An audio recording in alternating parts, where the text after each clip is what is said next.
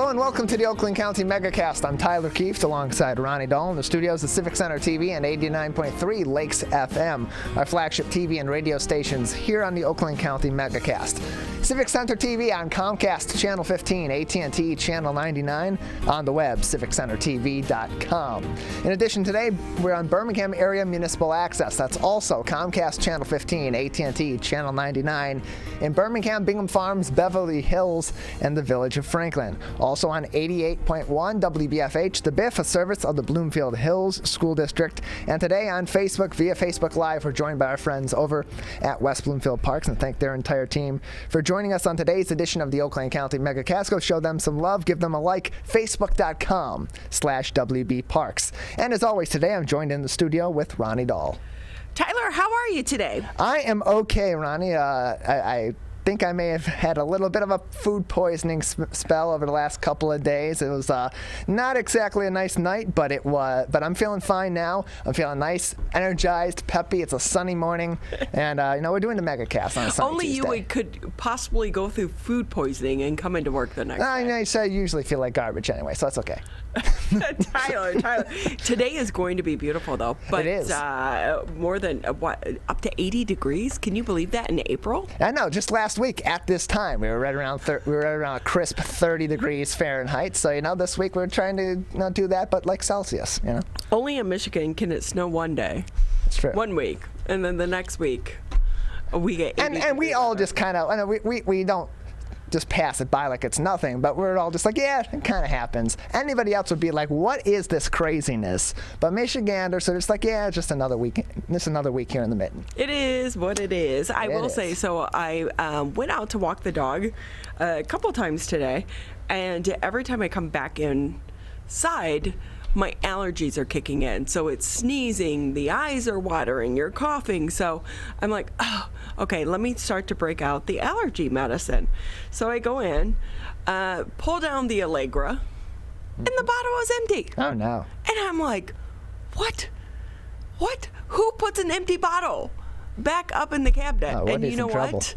No, I was like, that's me. Oh, no. Because Ronnie's doesn't have allergies. So I'm like, what was I thinking last year, right? Like, it was crazy. So I had to swing by the drugstore because I'm like, oh, it is really one of those things, like when you go out and your eyes are watering and you're sneezing and you're coughing. It's kind of crazy. Yeah, it is kind of crazy. With the empty bottle, now, see, I'm a man, and because I'm a man, I'm dumb. So sometimes I put things away that are empty bottles as just a reminder, hey, next time you go in there, you pull this empty bottle. That'll be a good reminder in case you forget you need to pick up more of X, Y, and Z. And about 75% of the time, that strategy falls flat on its face and doesn't work, and I just have an empty bottle around or an empty container. And then finally, I annoy myself into submission, write it down, throw the thing out, and actually go out and do something instead of putting reminders out there for myself. So I will say that's one thing that we haven't done is gotten up on the technology with the shopping lists. So we have a chalkboard, and it's in the pantry, and then when you run out of something, you write it on the chalkboard. And we've had like disinfectant spray, hand wipes, like all that's been on there for like a solid year, just in case, you know, because you just can't trust the system right now.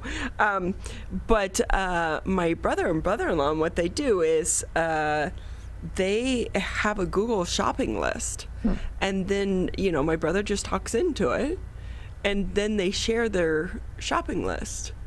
So when my brother-in-law comes home from work, he's a teacher, so he swings by. Then he's like, oh, just stop at the store on the way home with a shopping list. I'm like,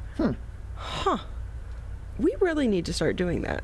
Yeah, there's a lot of technology out there that can help you with a lot of different things. I'm still old school with grocery shopping lists. I like to write it down, pull the list with me, walk through it, check things off, kind of put together a strategy too when I'm making the list to put it in a certain order, knowing where I'm entering, and because I know I'm going to go in a certain entrance, and I know the route I'm going to be taking that's most efficient, because I don't want to be in there for forever. Like the PSA we have about the lady walking through every aisle, wanting to walk through every aisle and apparently smell the tomatoes. Nobody does that. I want to get in there and get out of there. I don't want to be around all these people flustered, standing in lines, being impatient, not putting their carts away, which, by the way, is about the most annoying thing I see. When I see carts that aren't put away, if they're anywhere near me, I'm running over and I'm getting them, because it's especially at the Kroger in Wixom. And if you're currently listening to us from the Kroger in Wixom on Beck Road in Maple, and you're not putting your cart away right now, please do. I'm watching you.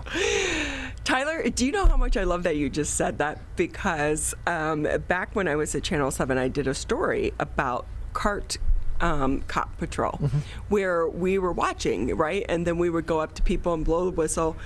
It was around Christmas time, I think, so we would either give them coal or like a gift, a gift card or something, Sure. if they were actually putting it away. Here are my allergies. Uh-oh. All right, I'll cut away from you there. I'm sorry. Yeah, they're coming into play. It's okay. It's that time of the year. We have everyone's got some sort of allergies. We did a story and went to an auto repair shop. And I think one of the things that made me do the story is someone didn't put their cart away, and it was a windy day, and it rammed into the side of my car and scratched and dinged it, and there was a few $100s worth of repairs. So I was like, how big of a problem is this? And then you call the auto repair place, and they're like, it's a much bigger problem than people think, right? Oh, yeah. And these shopping carts, you see them fly across or whatever. So we did the story, and we tried to make fun of it to get attention, this, that, and the other. I got so much backlash from the community. This is news, blah, blah, blah. It was like, it would be if it was your car and you're spending $400 out of pocket to go get it repaired because of people just not putting the shopping cart back. And then people were saying, but I don't put it back because I'm saving jobs for people. No. I was like, their what job are is you to talking about? Their job is to collect it from the cart carousel and bring it back in and sanitize. Not to go all the way around, pick it up for you, and then do that. If anything, you're making them less efficient at their job and putting their job in jeopardy, because their boss is going to be, why did it take you an extra 20 minutes to do that? All you're doing is picking up the carts from the carousel. So you're not being a hero, you're a villain. Right. I love that you're saying that, but it is true. So we talked to a lot of the people that work, and they're like, no, it actually makes our job so much more difficult when we have to go around and try to get them from various places. But also, you'll notice when you go into like a shopping center, they'll typically have a sign, not responsible for damages made to your cars due to the carts, because people aren't putting them back and they slam into your car or this, that, and the other. The other thing is like when you can't get into a parking spot because the cart is sitting in the middle of it. Right. So yeah, that's one of my biggest pet peeves ever. Yeah, and it's one thing if you have a physical condition that keeps you from going back to the cart carousel if you're parked far away, or if there's some good legitimate reason for it. But when you are parked right next to the cart carousel and leave your cart on the bump in front of you, instead of putting it away in the cart, like literally a couple days ago. Right next to it. A couple days ago, the last time, then that's what really brought this up to me, was a couple days ago at the same Kroger I mentioned earlier. There was a cart that was just left literally 2, maybe 3 spots away to the right of one of the cart carousels. And I just ran across the way and brought it back there because it's 2 spots away. You can't go walk back 2 more spots. It'll take you 10 seconds. It probably took as much time to do that, to get it up on the curb and not have it roll off, as it would have to just put it away. Right. I do have people even today that when they see me, they'll come up to me and say, I want to let you know I'm always putting my shopping cart away because I'm afraid that you're going to pop out somewhere. Exactly. But we're always watching. But I realize now, but really, in all honesty, it can do a lot of damage to your car. So yes. That's the latest on our rant. Hey, no surprise here. Michigan school COVID outbreaks surged 47% in just 2 weeks. And of course, because of that, some of the school districts are returning to remote learning. So COVID cases continue to rise in Michigan's classrooms, with school outbreaks jumping 23% in just the past week. In a state that has been hit the hardest in the nation by the wave of the pandemic, number of outbreaks tied to Michigan preschools and K through 12 schools rose to 296 from 241 the previous week. That's according to data released Monday. It comes out Monday afternoons from the Michigan Department of Health and Human Services. The outbreaks have surged 23% in 1 week, 47% in 2 weeks. Keep in mind, the governor ordered middle and high school buildings to close this past November because of rising COVID cases at a time when cases were lower than what they are now. However, a spokesperson for the Michigan Department of Health and Human Services said the state has no plans to close schools again, at least partly because most teachers are now fully vaccinated. However, some school districts are making the decision to return to fully remote learning on their own. Here in Oakland County, we had a report of 20 new schools reporting outbreaks this past week. The Troy School District and Hazel Park schools have announced both are going to stay out of classrooms 1 extra week. So basically, they know that so many people, their students and their families, did travel throughout the spring break period. So they're saying, let's just go ahead and be remote so we can try to prevent any outbreaks that may be happening. Yeah, the onus has now been put on the schools and on the school districts individually in order to prevent further outbreaks and further spread of COVID in our schools, which has been a problem area in this recent surge. And with the schools coming off of spring break, with there being more activities, including indoor sports, even with masks being worn, we've talked about this before, when they're wearing their masks in process of playing a sport, you're not focusing on keeping your mask on and keeping a good seal on it and keeping it over your nose, your mouth, and your chin. You're focused on playing the game. Kids, it's full entire schools now, not necessarily a cohorted model where there's kids in the school part of the day and then another half of the school in the rest of the day, like you've seen in some other places. A lot of these schools, it's fully in person because they're trying to fit that quota in order to get that state funding, being in school for at least 20% of the time. So it's a tough spot for schools to be in because they need that funding.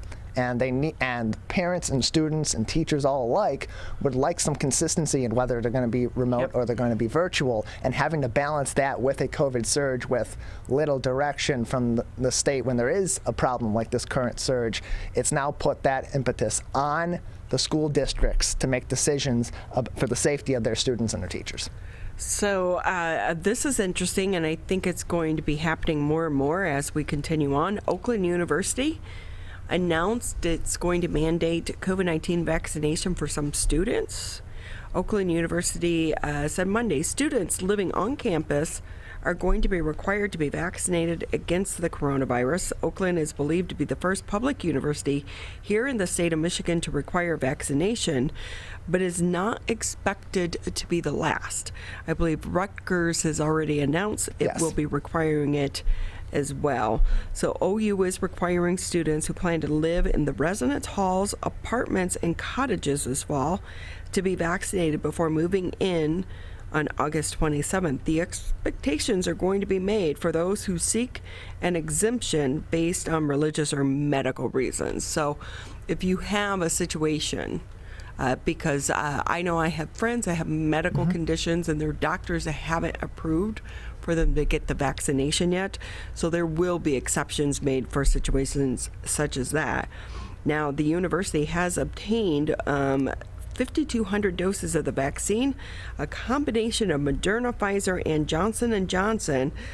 It is going to be offered to the students and staff as well as the professors starting this week. So they're trying to encourage anyone who can to go ahead and get vaccinated sooner rather than later. Yeah, and providing an outlet for students, staff, and faculty and to be able to get vaccinated on campus as well by Oakland University will certainly help in moving that process along. With that being a requirement, they have to put some extra work. They are wanting, as a university, to put extra work in order to provide opportunities for people to be able to fulfill those requirements. Because while there are a lot of opportunities to get COVID-19 vaccinations from a number of outlets, some people have had a fair amount of trouble, and and don't really want to wait much longer, as they're trying to put those arrangements in place to prepare for that fall semester, and having the uncertainty of whether or not they're going to be through that process and get everything they need to the university in time.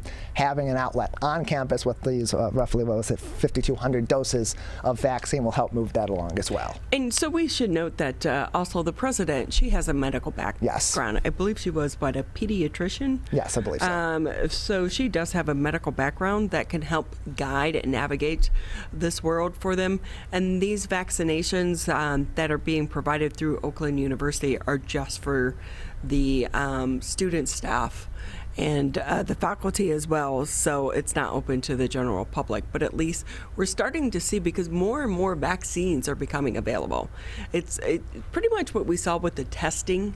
Remember way back in the beginning, it was hard to get a test. Yes. And then if you got a test, you were still waiting, sometimes up to a week, to get the results because the labs were so backed up.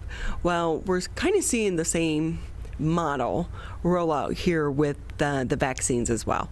So in the beginning, we only had a limited supply, but now as more and more supply becomes available, you're pretty much able to get it anywhere. I don't know of too many people or places that have had to wait recently. Mm-hmm. So if you have applied, we just want to say to people, there are so many different avenues. Don't rely on one avenue to try to get that vaccine. Yeah, some have been slower than others at certain times. Some have been really quick.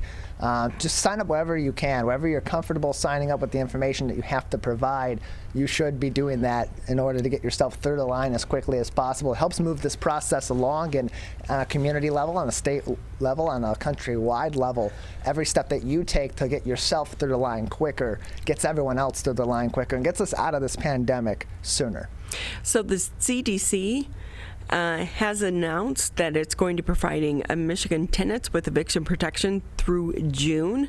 The extension of the federal moratorium will continue to protect thousands of Michigan renters from eviction. Centers for Disease Control and Prevention extended its eviction moratorium through June 30th to prohibit the eviction of tenants who fail to pay rent and protect them from utility shutoffs. Now, according to the CDC, the moratorium is intended to delay costs for renters, thus reducing the impact of the COVID-19 pandemic on families in need. If the tenants do qualify, they have to fill out an eviction protection declaration form, provide it to their landlord. You can't just stop paying your rent. There are procedures you have to go through. So Katie Bach, who is a spokesperson for the Michigan State Housing Development Authority, said even with the moratorium in place, district courts can still accept eviction filings and do initial proceedings and hearings, but added that writs of eviction cannot be issued in situations where the CDC protection declaration has been submitted by the tenant. And I guess there are two sides to this, because one thing we're hearing is, as we come out of the pandemic, what about the homeowner? Like, if, it might be easier for some of these major corporations and companies that owned some of these really big apartment complexes, but what about people that maybe own the house and they have like one or two or three rentals, because they're going to struggle because they still have to pay the mortgage, they still have to pay the taxes, and if they're not getting that income, what's going to happen to them?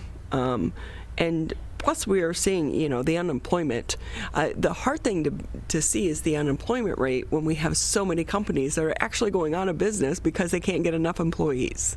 So there are two sides to every story, but it is a hard time to have to try to find a new place to live as well. Yeah, and for the tenants that are going to be subject to these evictions when these moratoriums and these other protections do expire, that's the big question for them, is how are they going to pay back a lot of this back rent, because it's not just going away and being relieved because of the impact it will have on the landlords and the property owners in that situation.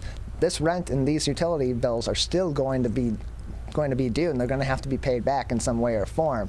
And then on top of that, these landlords that have been have been fairly lenient even beyond these restrictions, and have been understanding for these families that need that of course need to be in the home, and during and going through an eviction during a pandemic would be an absolutely awful situation. They also still have to pay their bills as well. So this is a big crisis that needs to be addressed at the state and the federal level, because this pandemic will eventually be over, and when it comes due to address these issues, there's going to be a major housing crisis if we aren't well prepared and ready for what's going to come from this. And there's always been an underlying housing crisis. I've done so many stories in the city of Detroit, and it would break my heart trying to get housing for so many people because of the cost of moving into a new place, and then the background checks and this, that, and the other, and you have so many shady landlords out there as well, but then you have legitimate ones. And at the end of the day, the bills need to be paid. How do you pay them if your tenant's not paying? Some people can kind of supplement that for a couple months, but for a year? Could I really go if I had a rental property that wasn't paid off? Like, I'm carrying that mortgage, relying on the tenant paying the rent. And then if they can't pay the rent and the court saying I can't evict them to get someone in to help pay that rent, then what happens there? Right, and then you potentially have a situation where the landlord can no longer afford to make their payments on the property, the whole thing shuts down, and then everybody is in the worst of the worst situation there. So something does have to be addressed here on a major scale, because this is going to continue to be a problem even after the pandemic, and with the impacts of the pandemic on the already established housing crisis, this could potentially turn into a colossal negative situation for a lot of people here in the U.S. Yeah, so we're hearing a lot about the support for the tenants. Let's hope the support is out there for the landlords and the homeowners as well, so that they can try to continue to provide the housing if needed. So, as always, you can find the latest headlines. Just go to civiccentertv.com, click on coronavirus, and that's where you'll find the latest headlines each and every day. And of course, we do post at the top of the page various entities, direct links such to the CDC, because the information is changing pretty much daily from the CDC, but also the state of Michigan, and of course here in Oakland County as well. So you can do a little bit of research on your own as well. Hey, we're going to take a quick break here on the Megacast. We have a great show ahead for you on this Tuesday edition of the show, coming up here in the 10 o'clock hour.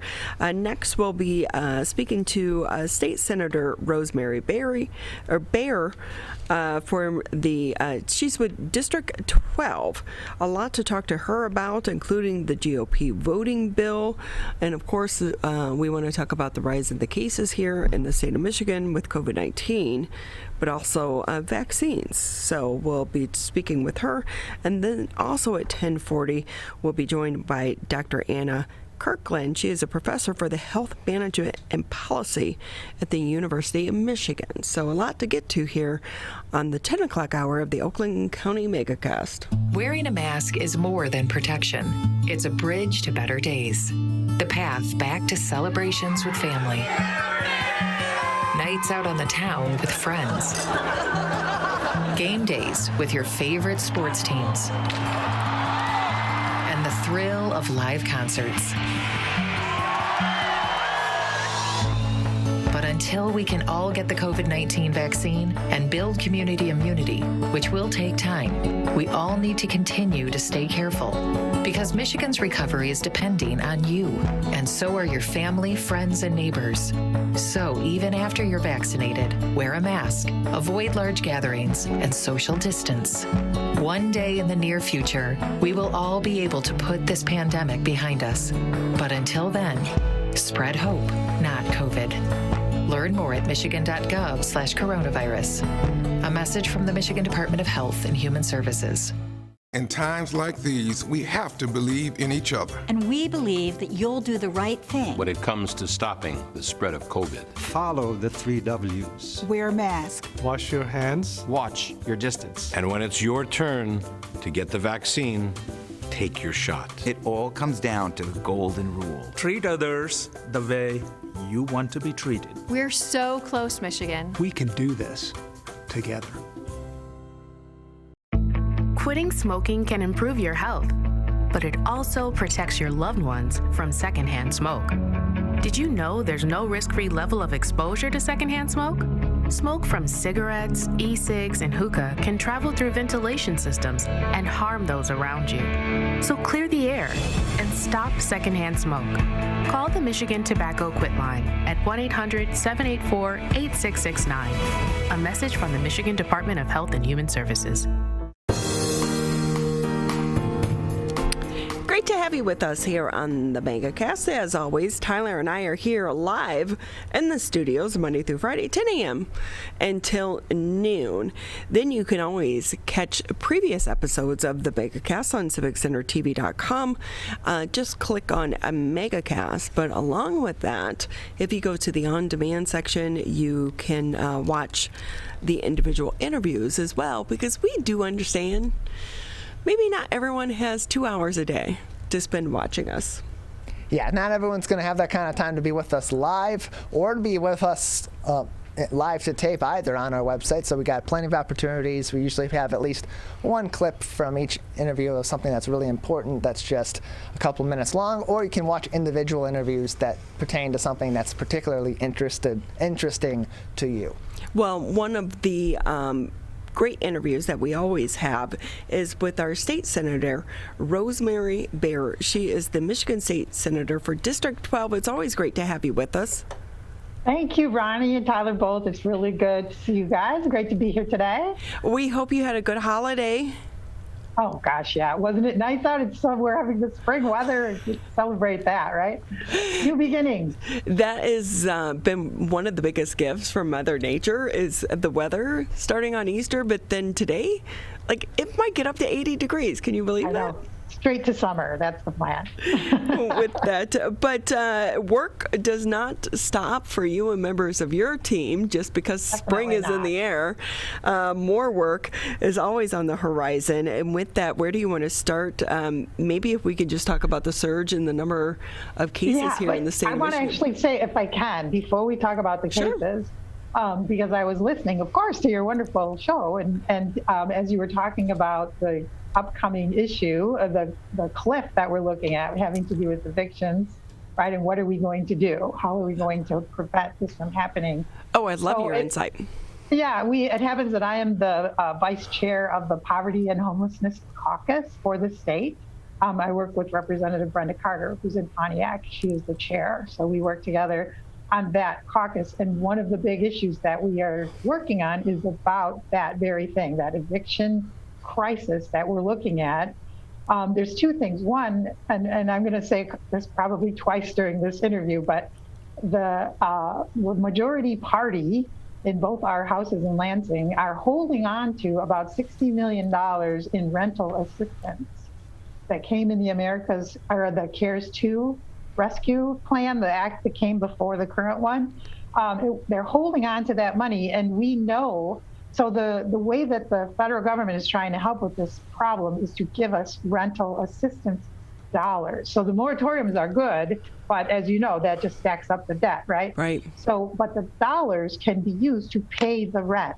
So the renters are saved, as are the landlords. In Pontiac, which is right in the middle of my district, that's a big issue. There's a lot of small renters, right? Landlords that own 1 or 2 or 3 houses, as you mentioned, Ronnie.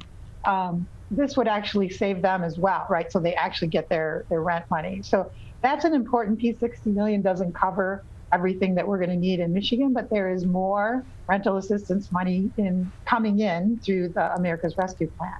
So the federal government is aware of this issue.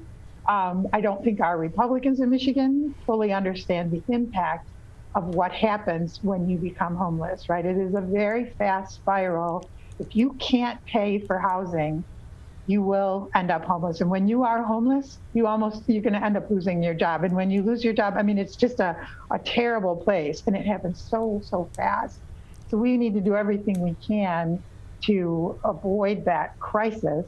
But we also had some bills. We actually introduced a bill a couple of bills about discrimination in housing. So one of our issues with low income housing, there's not enough, but there's also landlords that restrict people from getting rents or taking them as renters because of their income.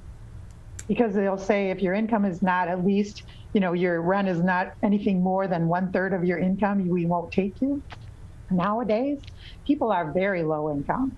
We have a wage problem here, right? That's a bigger issue we can talk about. But sometimes people are going to have to pay more than 1/3 just to have low income housing, because that's how low our wages are. You still got to let them in. We cannot discriminate against those people.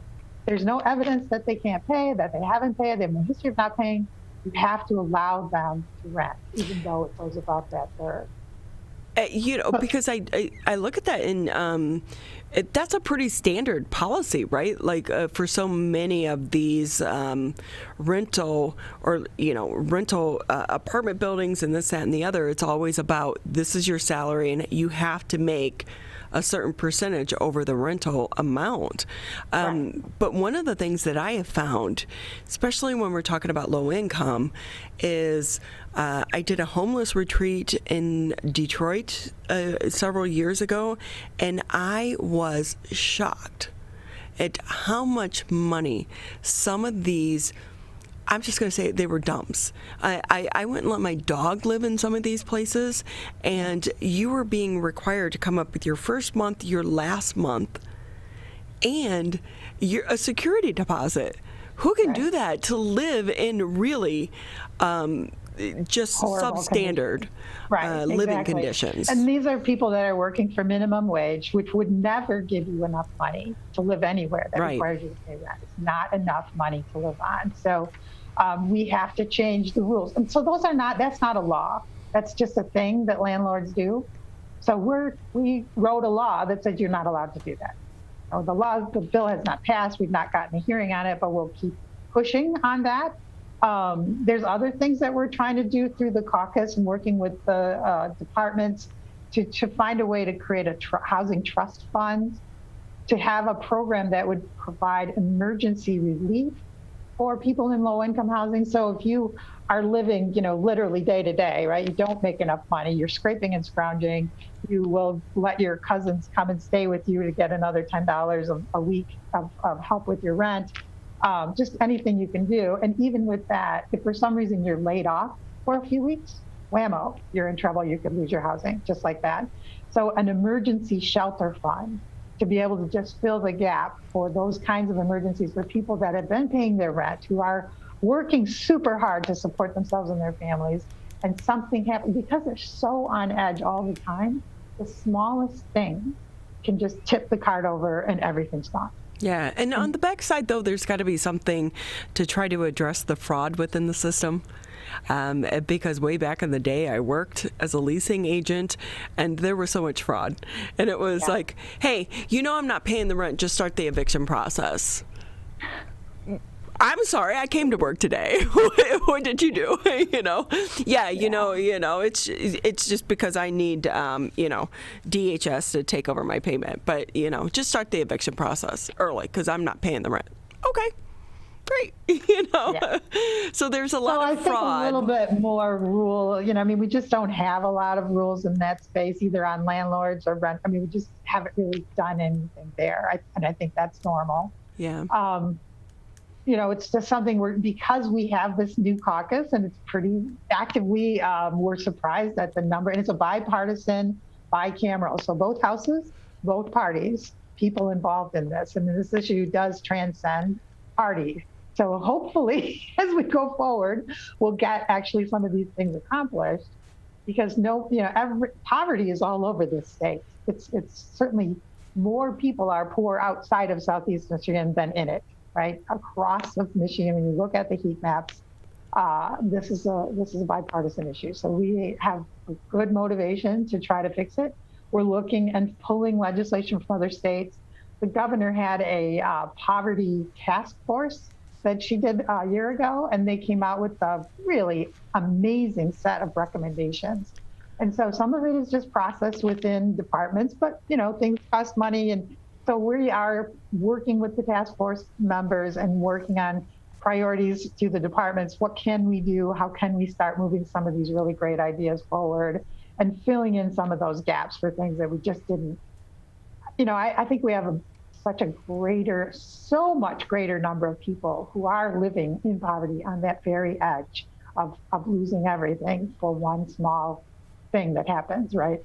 So it's becoming more and more critical for us to do something about it. So I'm excited about the new caucus. I'm excited about the task force recommendations. And I think there's good opportunity for us to make it better. But in the short term, we have money sitting there from the federal government that's supposed to help this current eviction issue, and the Republicans won't release it. Well, I love that this issue is being discussed, and let's hope that it continues beyond the pandemic, because this was an issue prior to COVID-19. Oh, and yeah. It's only growing. Right. I remember when I moved here from North Carolina, I could not believe the difference in the amount of rent living in the South and then coming to the North. It was really just shocking. And so let's hope that this continues to be addressed to help as many people as possible, because if you don't have a roof over your head, the basic needs, then you are going to continue to struggle and that stress each and every month. So let's hope that continues. We are really, really determined to make this better. We'll find ways to do that. Hopefully this is the silver lining, right? But we have to say we are in the middle of this crazy surge right now here in the state of Michigan. I know. Well, there's multiple things that are going on here, right? One is that we were really well managing this, right? We were one of the better states, even though we were one of the first to see this in the very beginning, right? Because of our international businesses and things.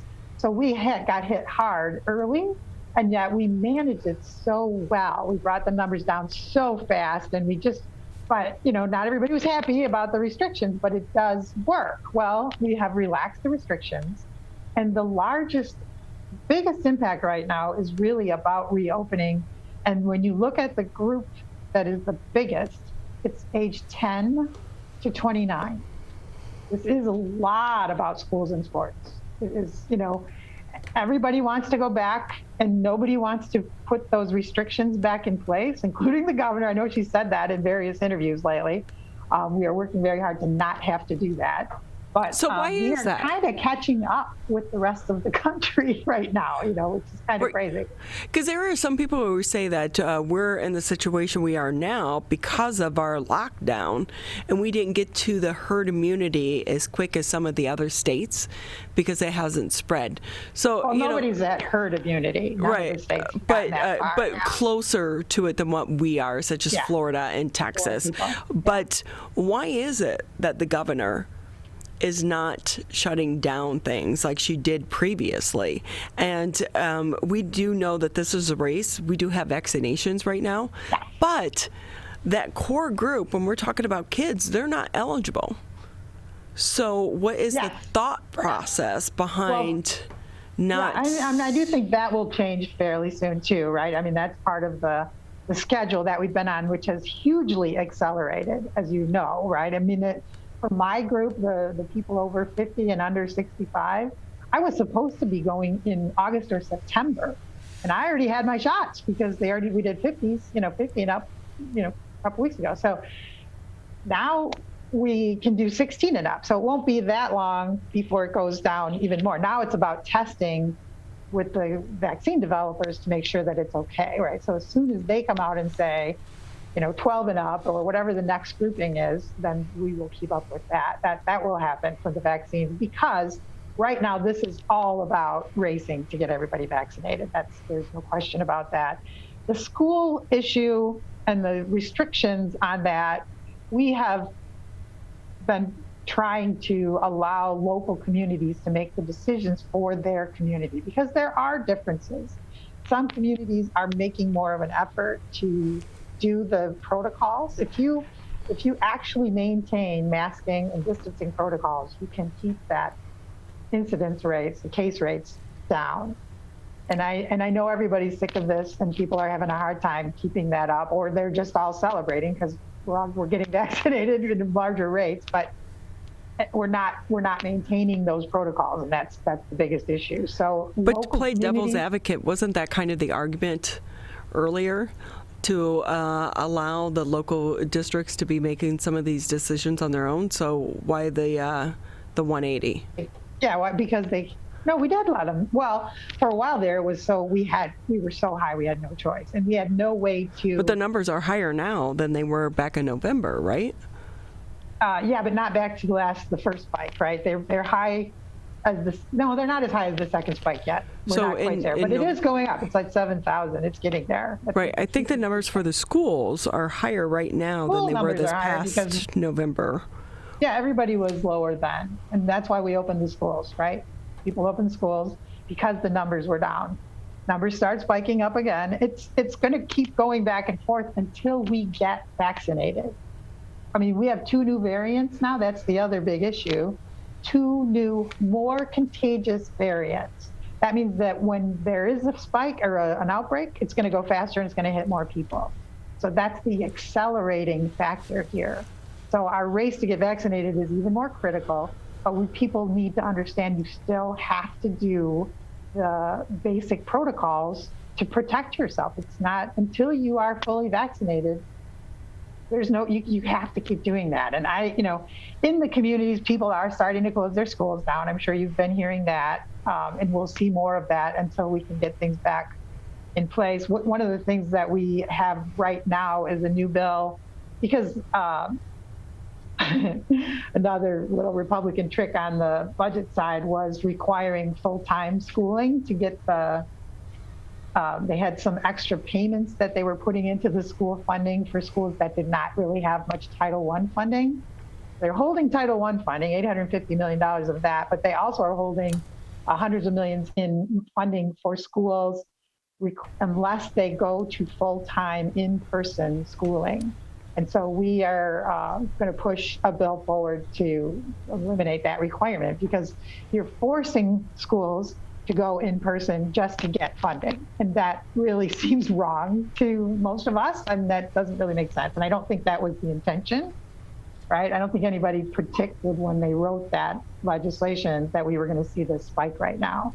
So nobody wants to force people to go to school and continue this pandemic for school funding. That's completely wrong. That's amoral almost, right? State Senator Rosemary Bayer with us here on the Megacast. She's the Michigan State Senator for District 12. Just another minute or two with you here on the Megacast. We need to have like a 30-minute show with you because I always learn so much when we have you on the show. But it's so great for us and our listeners and our viewers to have someone in your position to be able to talk about these issues and to give us the nuances behind the headlines, kind of explain what's going on with that, because we're running a little bit behind. I do want to get a little bit to talk about gun violence, because I was on your Twitter page earlier. Bring us up to date on some of the issues and some of the efforts that are being done to try to address gun violence. Yeah. And sadly, that's what's returning in the middle of the pandemic, right? Sadly, we're seeing more mass shootings as we're coming out of the pandemic. I know. Well, I think we are coming out of the pandemic, but we have to, just like we have to with our kids, we have some recovery to do, right? A lot of people took some pretty significant hits financially, emotionally, mentally. I mean, there's all kinds of issues that we have to still deal with, I think, as a country.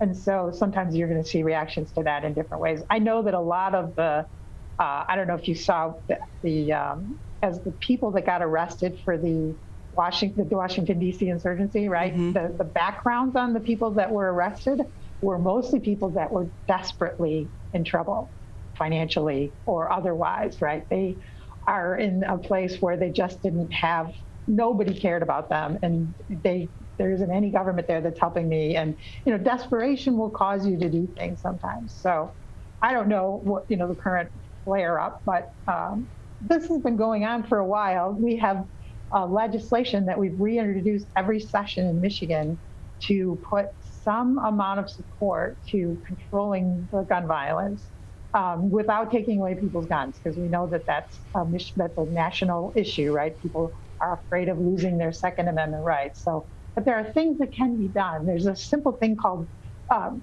generically red flag laws, right? Where a family member, if they know someone who could potentially be of harm to themselves or to others, for whatever reason, they can report that and have something done about that. Get those guns into a safe place until that is dealt with, right? So see if that person needs some kind of support in some other way. Most gun deaths are actually suicide. And so this would help suicides as well as people that perhaps are going to go off on a shooting spree. And we have that bill in our hands. We're going to reintroduce that again for this new session very soon. Just trying to do simple things, background checks, right? Universal background checks, which most gun owners support that. Hunters all support these things, right? We have huge support from the people, but there's a lot of resistance from legislative side of things to getting hearings on some of those bills. So nationally, this is obviously getting more visibility as well, and we're starting to see conversation about national approach to the same thing. So perhaps we could get some support from the federal side for red flags or background checks or things that would, basic things. Don't take your guns away, right? Doesn't do that, right? So I'm actually the chair of the Gun Violence Prevention Task Force. Maybe you saw that. It's called the Firearms Safety and Violence Prevention Task Force, and that is also a bipartisan, bicameral task force as well, with quite a lot of members. So people are getting more and more motivated to do something about this. And we do know that during this time, suicides are up, and a lot of that has to do with the fact that firearms are in the homes. And we want to urge, as I always do when we talk about guns, get a gun lock. You can pick them up for free at any police department, pretty much anywhere right now. Even when you buy a gun, when you buy it legally at a store, they should be providing you with a gun lock. But if not, you can get them. Please, the police aren't tracking you. If you ask for a gun, no one's tracking you. No one's checking to see if you have a CPL. Just please. We know so many kids are in their homes right now, and there have been way too many tragic stories here recently in our area. Kid accidents and suicides are two big things. And there's data in other states that have red flag laws that show 10 to 17% reduction in those numbers just by having a simple red flag law or having gun locks, universal gun locks. I mean, there's different ways to storage laws, safe storage laws, different ways to do it. Any of those ways are good. None of those ways take your guns away. Well, not affecting your constitutional rights at all. Exactly. You could save a life just by locking up the guns. So State Senator Rosemary Bayer with us here on the Megacast. She's the Michigan State Senator for District 12, which covers much of our area. We always appreciate having you with us and your time, but also your insight and your hard work, because I know these are not easy days for you and members of your team as well. Thank you, Ronnie. I really appreciate that. And I love talking with you guys. So I'm happy to come back anytime. Well, thank you again. We appreciate it. We're going to take a quick break here on the Megacast. And when we come back, we're going to be speaking with Dr. Anna Kirkland. She's a professor of health management and policy at the University of Michigan. This is the Oakland County Megacast. I want to get back to seeing my grandbabies every Sunday and smothering them with big hugs and kisses. I want to get back to football games with my boys. I want to get back to feeling and touching, connecting with the people around me. I want to get back to family dinners and my grandma's mac and cheese. I want to get back to real grocery shopping, taking my time, walking down every aisle, smelling the tomatoes and melons, having a free sample or two, or 3. COVID-19 has changed how we live and how we feel. But now, there are vaccines. And they are the first step that let us get back to feeling optimistic about the days ahead of us. It's okay to have questions. Is it safe? Should I get it? Should I wait? Now, get the facts. Learn more at getvaccineanswers.org so you can make an informed decision when vaccines are available to you. Brought to you by the Ad Council. Over a decade ago, the journey to a COVID vaccine began. Building upon research on other coronaviruses, scientists continued with months of research and development, 3 phases of clinical trials with tens of thousands of diverse volunteers, then peer review and authorization to deliver a safe and effective vaccine that will protect all of us. Discover the facts for yourself at michigan.gov/COVID vaccine. Quitting smoking can improve your health, but it also protects your loved ones from secondhand smoke. Did you know there's no risk-free level of exposure to secondhand smoke? Smoke from cigarettes, e-cigs, and hookah can travel through ventilation systems and harm those around you. So clear the air and stop secondhand smoke. Call the Michigan Tobacco Quit Line at 1-800-784-8669. A message from the Michigan Department of Health and Human Services. Great to have you with us on the Oakland County Megacast. You can catch us on Civic Center TV, Birmingham Area Municipal Access. Also, if you have cable, we want to say thank you. Tune in to Channel 15 on Comcast, 99 on AT&T.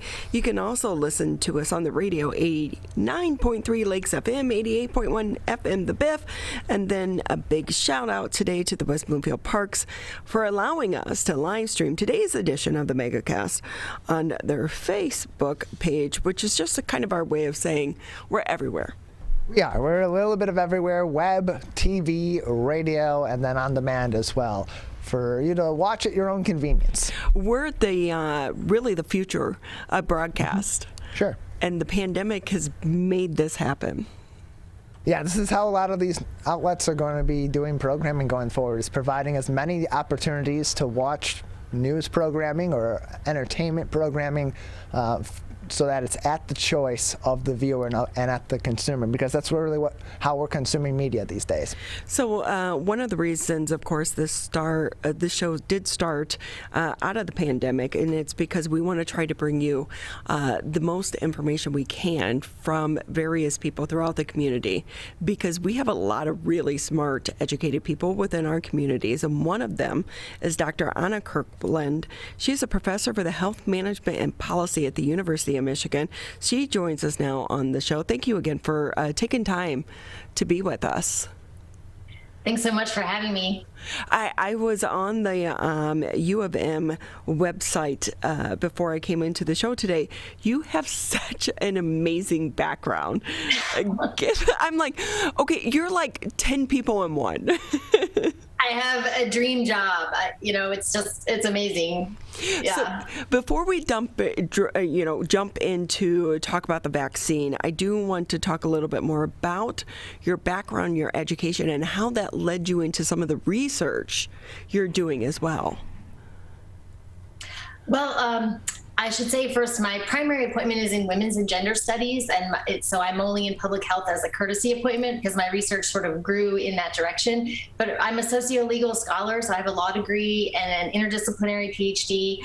And I started out interested in discrimination and rights, and then I came to see healthcare and battles about health as really central to that, where people's health and identity is often maybe why they're discriminated against, or it's in that healthcare context that they're struggling over rights and duties and what they owe people and what our government should do. It really brings kind of everything together as we're all living through this together now, seeing how all this come together, right? The last year has been, a whirlwind on that.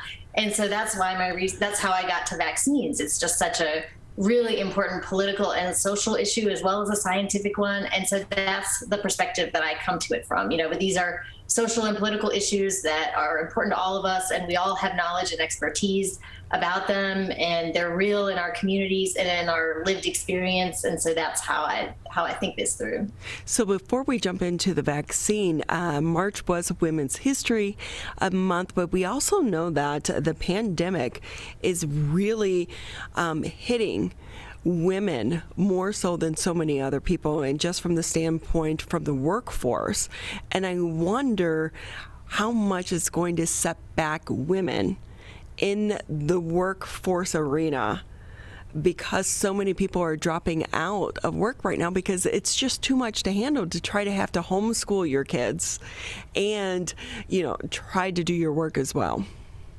I know. I think we're going to see reverberations of this. I mean, for decades and decades. But I'm really worried about. I have an 8-year-old and a 13-year-old, and and I've been living that too. I'm hiding out in my basement with this fake background. So I'm like, don't come downstairs. And we're all just doing the best we can. And yeah, I think it is really going to hit people, especially women. You're right. The numbers are really dramatic, and we're only going to understand it years from now. Yeah, but it's cataclysmic, I think.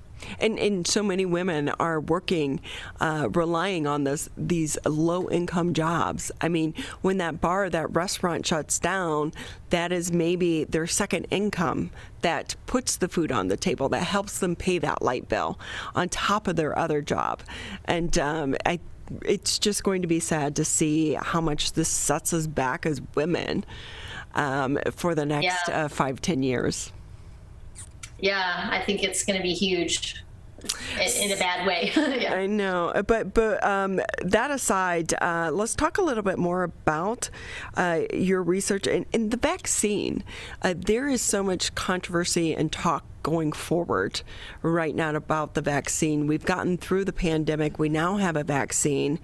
The focus is going to go forward. Who is the vaccine available, but also trying to get a community that doesn't believe in vaccines to take this vaccine. Your thoughts on that? I'm actually really optimistic looking around. Vaccine hesitancy is going down as more and more people are seeing people they know get it, and they're seeing that it can, that it's safe, and they're feeling more comfortable with it. A lot of times people, they feel nervous. They see this thing, it did happen incredibly quickly. Usually vaccines take multiple years. So just understanding how we got this and how it's been tested and how they can use it. People need to have some time to come around to that. And we've just gotten up, it's open to 16 and up in Michigan just very recently. So we're really on the cusp where we're going to actually have enough supply to really, have it available to everyone. So we're just beginning to confront, getting more people who might be hesitant. And, really, I think we're seeing good numbers on that. And I think the key is for people to have conversations with people they trust, that they have a personal relationship with, have that outreach, have the conversation, maybe multiple conversations. If you have someone in your life and you want to start this conversation, start it now. Maybe in 3 weeks after you have 3 conversations, they'll be ready. But this is not going away. This virus is not going to be the kind of thing that one dose crushes it. It's going to be with us indefinitely. We're going to have, continued outbreaks or the need for booster shots. So it's something to start talking about and getting people comfortable with. And we're seeing that happen. Faith leaders, community leaders are reaching out, and it's working. We're talking with Dr. Anna Kirkland. She is a professor for health management and policy at the University of Michigan. And with that, though, what about some portions of the community, like for us here, Southwest Detroit, when you have people that maybe are undocumented and they're not comfortable going to get the shot because they feel like then they're going to be tracked, or there are going to be questions about their legal status or the status of their loved ones. How do we overcome that bridge? That's a really hard one. I agree, because those people have a lot to be fearful about, and especially from authorities. And that is going to be a tough one. It will have to be, people from their community, people who speak their language, to find a safe place where that can happen, where they feel like, maybe some of our community health clinics where they've been before, those could be great resources. But, these are some of what's called the last mile problems, getting the vaccine to people that are very hard to reach. But, we're not there yet. We're still in the phase of getting, the last 40% or 50% of our population. I was just checking the numbers. Oakland County's at 33% of populations had 1 dose. Here in Washtenaw, we're at 45%. And even, Marquette's also at 45%, but Detroit's only at 20% vaccinated. And we need to get to about 80. We don't need to get everyone. So if there are folks who are really, really committed to not getting the vaccine because it's a longstanding belief of theirs, those are a pretty small number of folks, but we can get to herd immunity without them, right? So we need the large numbers of folks who are maybe a little hesitant, but those are the people with, for a trusted conversation with someone will really help. That people overwhelmingly report that they trust their doctors more than anyone else, and they trust the people in their families. You can say, look, please, I'm worried about you. This really would mean a lot to me if you would consider this, and then call them again the next week and ask them again. Yeah, it'll work. And do you think that a lot of this is really going to hinge on trying to get as much of the vaccine to our primary care doctors, because we have a relationship with them versus going to a mass vaccination site and not knowing the people giving you that shot in the arm? Oh, that's a great point. Yeah, because most people do want to have a conversation with their healthcare provider, and this is happening on a scale where that may not be possible. So that's a great point. Although I do think a conversation with someone they trust, it depends on the reasons why they're hesitating. But if someone says, "Look, I got the vaccine and it wasn't so bad," why don't I help you make your appointment? And we should keep in mind there could be lots of barriers. Sometimes just taking an action, I got to go look up the website. Well, I'm busy. It's like voting. There's a lot of little steps that you just have to take, but maybe a nudge for those kinds of things. Hey, let me look it up. Myers right in your area. Let me look on their website and see if I can find you an appointment. All of those kinds of little nudges can also really help. We're talking with Dr. Anna Kirkland. She's a professor of health management and policy for the University of Michigan. But when we talk about some of these communities, for so many of us, it's just common practice. We go online for everything. But I have friends who are elderly or seniors that live in the city of Detroit. They don't have internet. And everything is based on the internet. So is that a barrier in your research that you're seeing from trying to get some of the people that need to be vaccinated, getting them the information for them to trust the vaccine, for them to take those steps to get the vaccine? Just scheduling an appointment can be hard if you don't have the internet. Right, especially, and there's a big difference for me if I'm trying to do something like that on my phone and that tiny little screen versus, I open my laptop because I much prefer to do it that way. But if, people are trying to do all this on their phones, or maybe they don't have good access. And Detroit is actually, we should remember it's a very physically large city. There's, you got to travel, and people may be having problems with that. So there are a lot of barriers that we're seeing people confront now. And the next few weeks are really going to be critical to see if we can overcome some of those. And, just to circle back to your point about women's work and women's labor, I do want to say that, worrying about other people and remembering appointments and scheduling appointments and reminding and driving people places, those are all women's emotional labor. We call that emotional labor, where you're keeping track of what other people need and trying to provide it to them. And that's real work. And, a lot of women are out there trying to schedule vaccine appointments, trying to do all this work, drive people. So, just one thing I would say is if you're a man and you want to help stop this epidemic, stop this pandemic, pick up some of that labor. Think about driving folks, trying to make appointments, scheduling, reminding, cajoling. This is all the work that people need to do in their own communities with people they know, and to reach out to people who trust them. And, if you have someone and they know you care about them, they need to hear from you about, that you want them to get vaccinated. You're listening to 89.3 WBLD Orchard Lake, 88.1 WBFH Bloomfield Hills.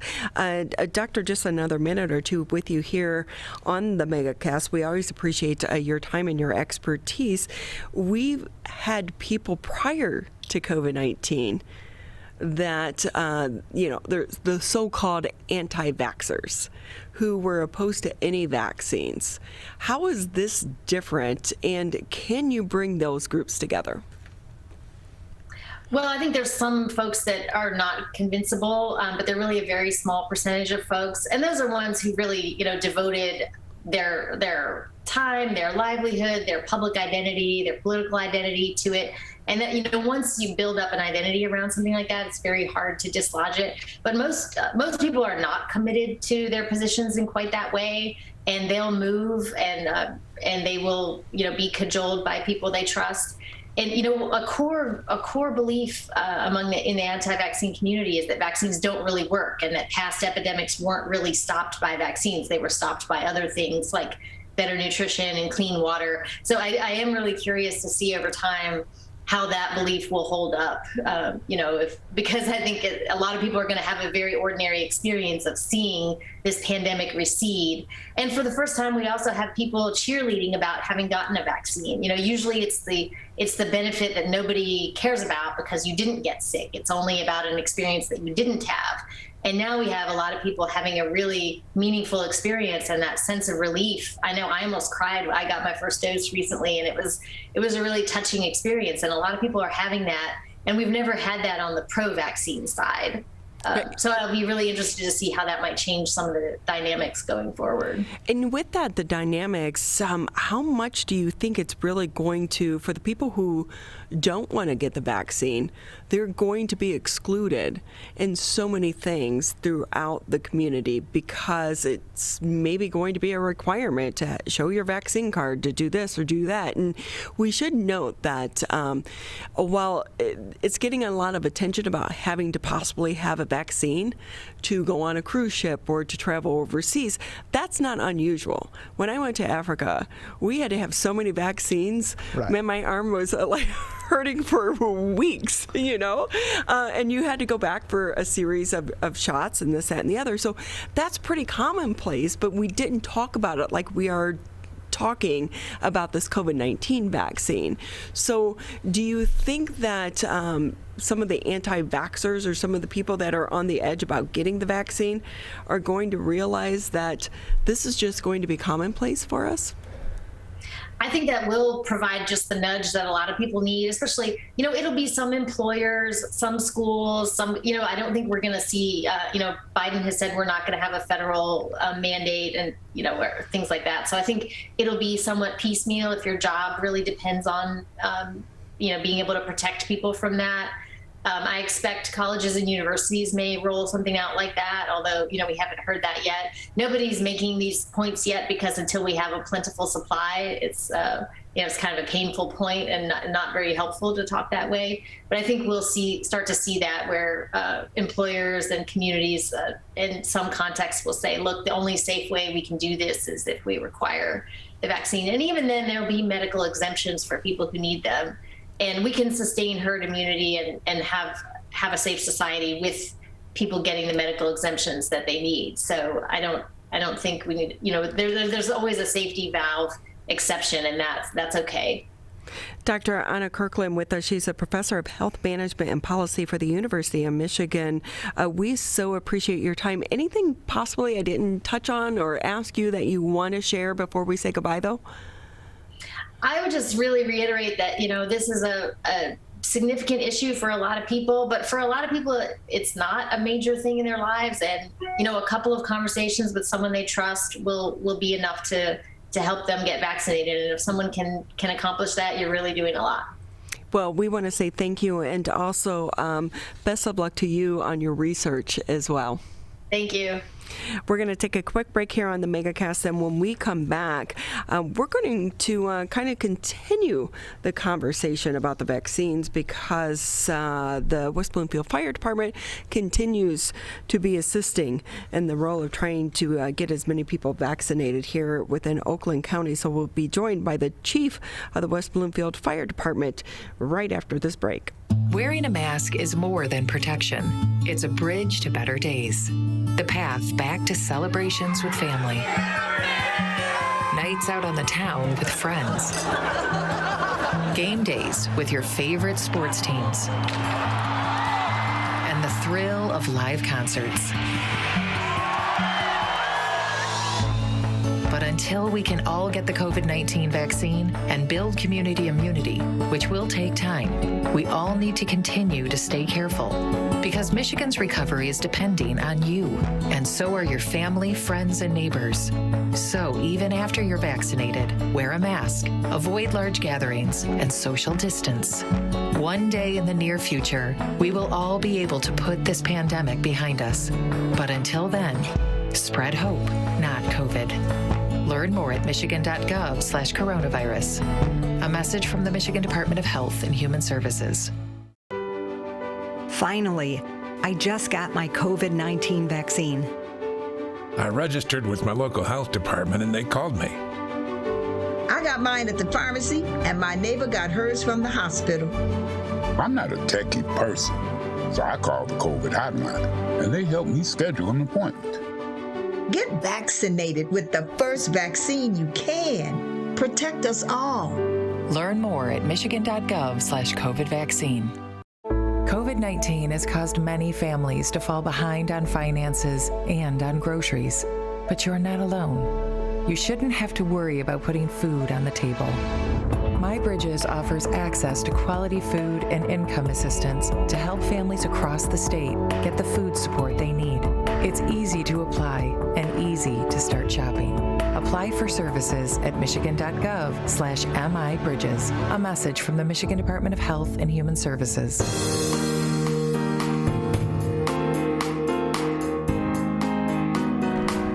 Always great to have you with us here on the Megacast. I'm Ronnie Dahl here in the studio alongside Mr. Tyler Keefe. You can always catch us Monday through Friday, 10 a.m. until noon, Civic Center TV, Birmingham Area Municipal Access. Tune us in to Channel 15 on Comcast, 99 on AT&T. Listen to us on the radio. If you're out driving around, 89.3 Lakes FM, 88.1 FM The Biff. And then we also want to say thank you today to the West Bloomfield Parks Department for allowing us to live stream today's edition of the Megacast on their Facebook page. And kind of continuing the conversation about vaccines, it is starting to become more widely available. But here in Oakland County, we've been extremely lucky to have the West Bloomfield Fire Department on the front line of trying to get as many people vaccinated as possible by allowing one of the fire stations to be used as a vaccination site. And to continue the conversation, let's go ahead and bring in the chief of the fire department, Greg Flynn. Always great to have you with us. Ronnie, Tyler, hello. You know, it's much nicer, the weather today, to be standing outside from the first time we interviewed you at the first vaccination site. Yeah, I think we had called on our friends at Parks and at Water and Sewer. We had more salt out here. Snow was coming down. I had a hat and gloves on. It is a good day out here. And again, what are we doing? We got short sleeve shirts on. It's easier to get vaccines into arms today. That is a good point. I do think this is one of the best programs to allow people to drive through in their cars. They don't have to get out, walk into a huge vaccination site, and they stay in the comfort of their own car as well. So has it been going pretty well? Because when I drive by, it seems like you guys are doing this on a regular basis now. Well, we, again, when we partner with our friends at Oakland County Health, they're the ones really hitting it out of the park here today. We very humbly just open up the facility, and today you can see all 3 bay doors are open behind me, and maybe you can see some of the folks in there that the cars are pulled up. They've already gone through their pre-screening, and the nurses are going ahead administering the vaccine. And then just beyond the camera here, the south parking lot by the tennis courts here in front of the high school is wide open. It's easy and convenient for folks to wait their 15 minutes. And then they're back northbound onto Orchard Lake Road. Right turn only, keeping all the traffic moving. And our friends from West Bloomfield PD are out here to keep things moving. And we're very grateful for their assistance as well. So any estimate as to how many people have gone through the fire department there? So we definitely could give you that number. I don't have it off the top of my head, but each week, the Oakland County Health Department reaches out to us. We know how many appointments there are, how many of those appointments are first shot, how many of them are the second shot, whether it's Moderna or Pfizer. They do a great job of communicating the plan with us, and that just affords us the ability to have the right number of police officers, staff here, how many bays are going to be open, do we need heaters, no heaters today, do we need to get salt removed or anything. It's all getting much easier as this weather gets nicer, Ronnie. That takes a lot of those obstacles out of our way. And let's face it, it's much easier to come out and get your shot when you're not combating a snowstorm or ice or something like that as well. So, but we are into the thousands. If you get the Oakland County Health Department's text messages, I think they're over 600,000 vaccines into arms so far, and many of those vaccines took place right behind me here at Fire Station 1. Yeah, I love that. Again, I know that I had family members that had to go to Ford Field, and it was quick and it was fast, but still, you're getting out of your car, you're walking a couple blocks, you're going in, but this is such a great way to do it. And I think so many people are more comfortable as well staying in their own car, so I think it's such a great thing that you guys are doing and partnering with the health department and trying to get that done. Any indication as to how long you're going to be doing this, especially now that they've opened up the mass vaccination site over at United Wholesale? Sure. Well, we'll continue to be a partner as long as Oakland County Health says that this is something that is needed. We definitely can appreciate is, and I've shared with you the stories of some of our residents who will come the day before because they want to know where they're going, where they're going to park, where they're going to turn. There can be some anxiety with some of our residents as to just the mechanics of going through and getting the vaccine. And if this is an easier venue for some, and by some I mean a significant demographic that this is the right fit, then we want to have that right fit. I heard the tail end of the previous interview about some vaccine hesitancy, and people, let's remove those barriers. You wouldn't believe it, but some people are just hesitant to go out. They want it, but they don't want to have to go through those lines or be around a group of people. This is the perfect venue. There's social distancing between vehicles right now in the apparatus bay. So there's plenty of room. There's plenty of parking. It's easy to get to, and we're committed with our partners at Oakland County Health. As many agencies are willing to do this, we just have the opportunity to have the space and a convenient location to make this really easy. Because I know there's fire chiefs across Oakland County that have the same commitment to health and wellness of their residents. Well, that is so great. Chief, outside of the vaccine, we are going into spring. Hopefully, no more snow. Mother Nature. Sure. But with that, though, I will say, you look at people in the neighborhood and they're out and they're starting to do spring cleanup and they're up on these ladders trying to clean their gutters, and not always the safest situation. When it goes into the spring and the summer months, does your department start to respond to different types of calls, such as for, falls and things of that nature? Well, fortunately, falls are kind of an equal opportunity injury, And I remember as a kid, my dad had a set of these wooden extension ladders that he would swear by. And as the years went on and cleaning gutters when I was 16 and then 26 and then 36, and finally at 46, I'm like, Dad, you're getting new ladders. No, they're safe. They're safe. I'm like, trust me, I climb ladders and this isn't the ladder that I want to be on anymore. So we do just need to realize that I think we get comfortable. Hey, I've been cleaning my gutters for the last 50 years. There comes a time when it's probably best just to make that decision to help local businesses out, or somebody starting a business and doing some handy person work, and just give them that higher risk chore and pick up something else, something close to the ground, something that's not going to put you at risk, especially our seniors that are on blood thinners, and that a slip and fall of any kind is much more than just a slip and fall when you take some kind of blood thinner.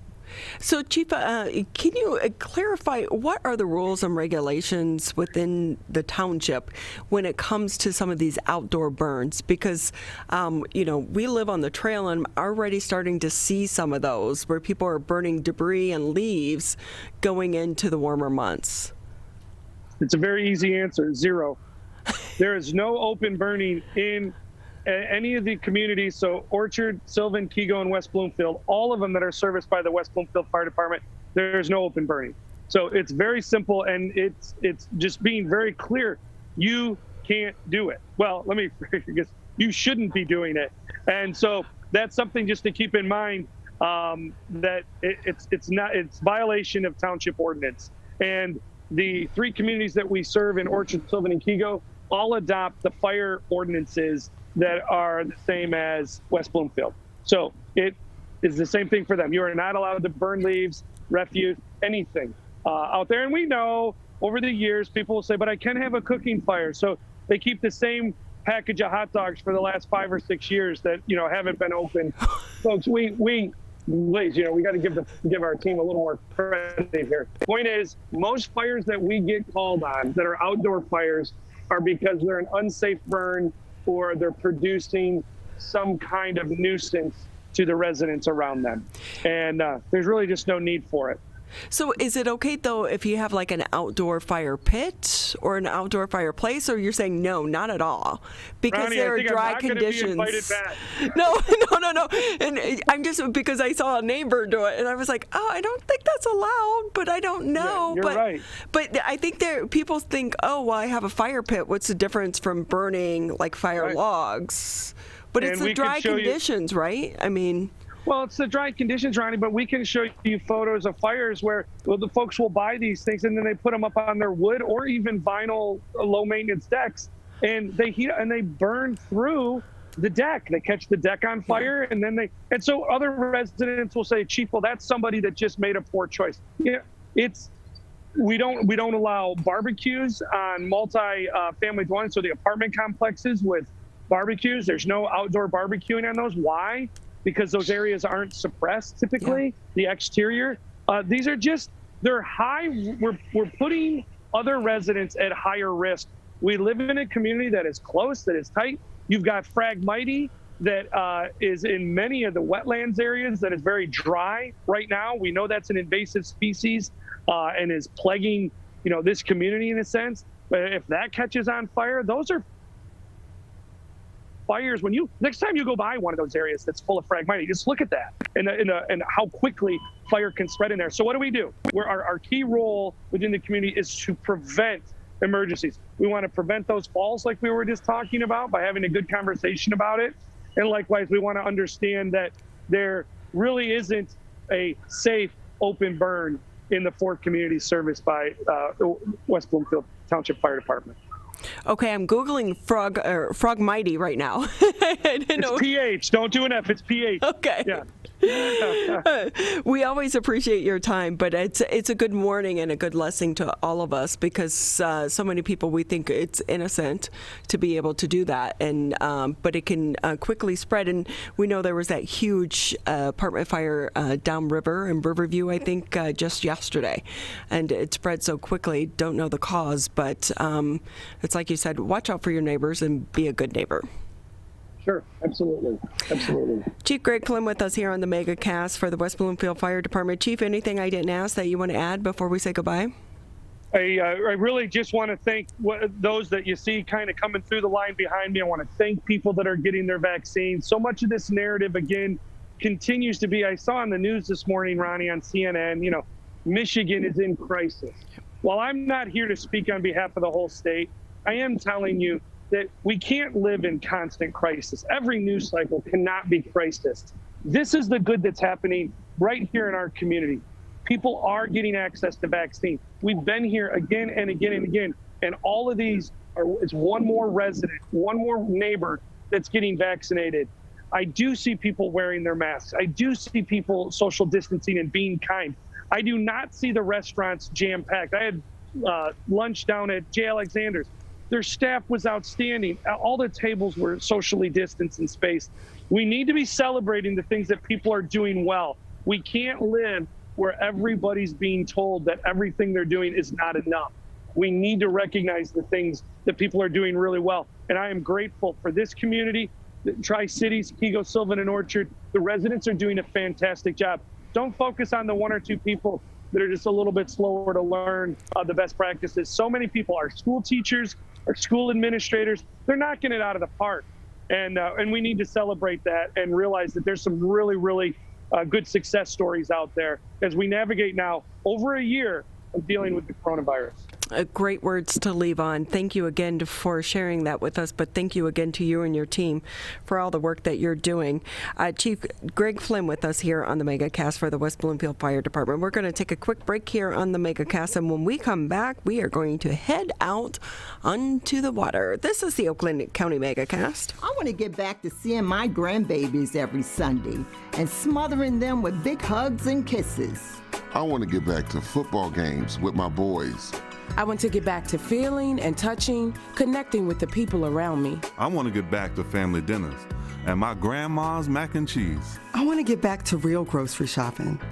Taking my time, walking down every aisle, smelling the tomatoes and melons, having a free sample or two, or 3. COVID-19 has changed how we live and how we feel. But now, there are vaccines. And they are the first step that let us get back to feeling optimistic about the days ahead of us. It's okay to have questions. Is it safe? Should I get it? Should I wait? Now, get the facts. Learn more at getvaccineanswers.org so you can make an informed decision when vaccines are available to you. Brought to you by the Ad Council.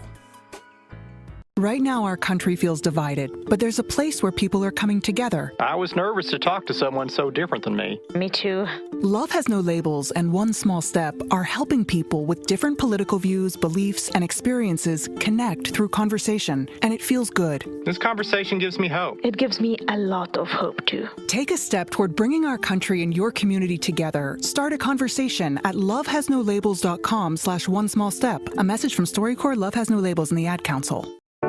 Over a decade ago, the journey to a COVID vaccine began.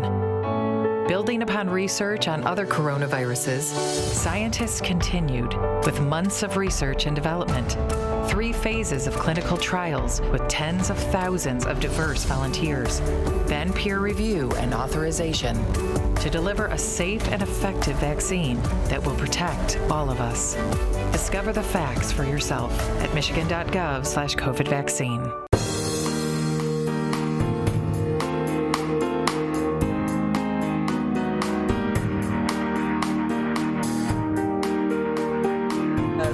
On the Megacast, I'm Ronnie Dow here in the studios alongside Mr.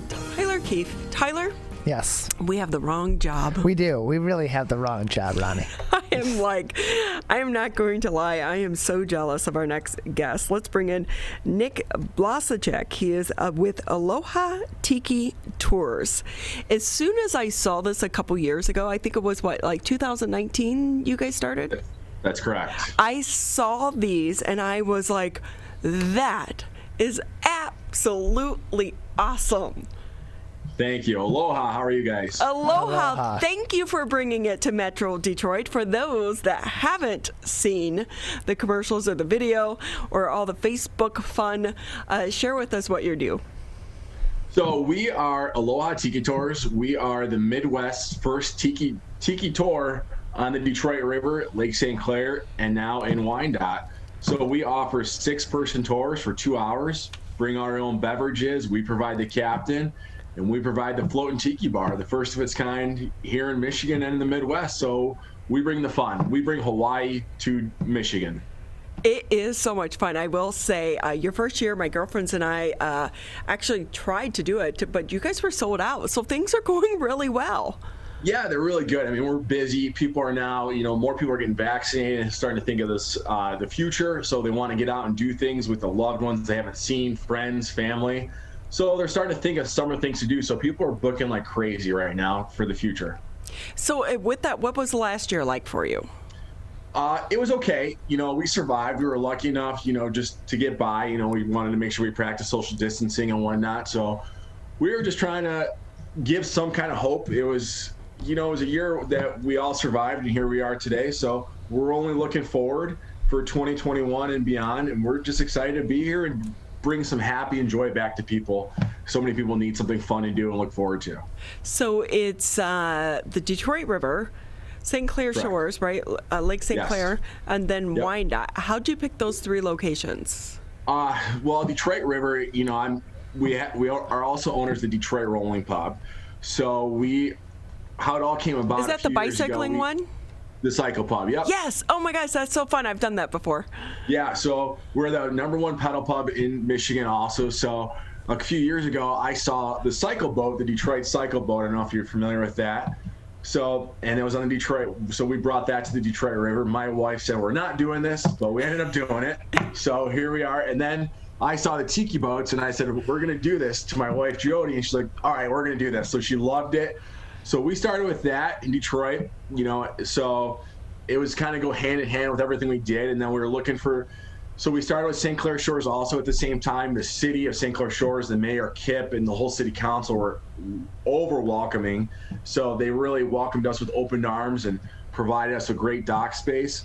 And then this year we were kind of looking for a third location because we had a feeling demand was going to be high just with the way things are going, the positive in the future. So we came in contact with the Waterfront Bar and Grill over in Wyandotte, Michigan, and it's like a perfect marriage between all three locations. So we're really excited.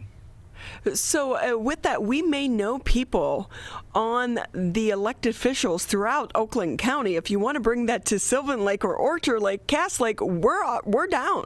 Well, have them call me. Well, let's do it. I'm ready to quit my job right now and come work for you. We're always looking to expand. We always need some boat captains, so it's a great part-time gig. I promise you that. Well, I will say though, I don't have a boat. I've only been on a jet ski once, but I do know how to navigate a float. Well, I think then, you know what, you'd be better off just coming out and having a beverage on a floating tiki bar with us. So where do you anticipate this business growing? Do you think it's going to continue to grow because not just the pandemic, but really it is a fun way to get out? Yeah, my wife every year says we're going to slow down, but we never do. We have pretty high aspirations for our business and the city and the people of Detroit. It's not in Michigan. It's not just about us. It's about us bringing things for people to do and have a better experience and come experience these three cities and possibly more in the future. Because when we go to these areas, they're not just getting on our boats or bikes. They're spending money parking. They're usually eating at a restaurant local. They're stopping, maybe getting gas. There's a whole dynamics that go into it, and we kind of look at that and we see the impact it's made, especially with the bikes and the boats, and just between those, we're bringing well over 150,000 people in a season. So we kind of see that as a growth opportunity for Michigan.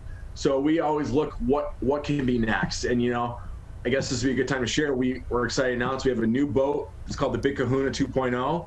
It's an 18-person tiki that's going to be starting in the Detroit River also this year. So we're always looking more ways to get people down to these locations and enjoy the city, because St. Clair Shores, Wyandotte, and of course Detroit all have something great to offer. So we're always looking. Oakland Township could be in the future.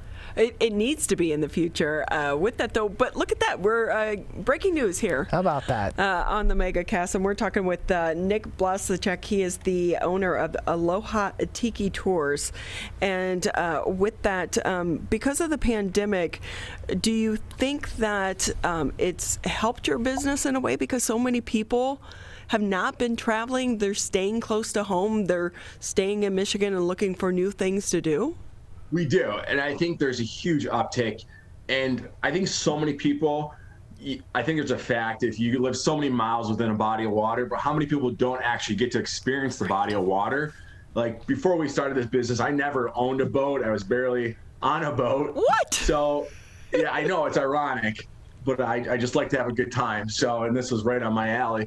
But, more people are experiencing what's in their backyard like never before. And so we're excited for that.